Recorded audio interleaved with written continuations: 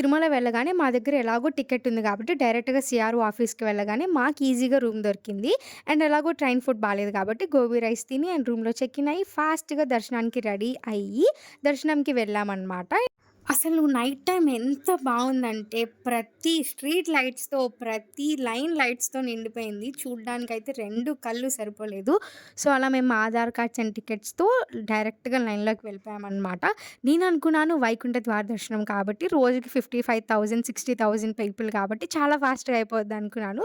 But మొత్తం opposite అయింది. So, Govinda! మనం నార్మల్‌గా తిరుమలకి ఎలా రష్‌తో ఉన్నప్పుడు ఎళ్తామో, ఇప్పుడు కూడా ఆ సేమ్ అలానే శ్రీనివాసుడు ఉందనమాట. మ్యాజిక్ ఏంటంటే, మనం ఎంత కష్టపడి ఎంతసేపు వెయిట్ చేసి వెళ్ళినా బయటకొచ్చిన తర్వాత ఒక్క నొప్పి, ఒక్క బాధ గూడా గుర్తుండదు గదా! నిజంగా చెప్తున్నాను గైస్ వైకుంఠ ద్వారం లోపలికి వెళ్ళి బయటకొచ్చిన 2, 3 మినిట్స్ వరకు నాకైతే లిటరల్లీ గూస్ బంప్స్ వచ్చినాయి.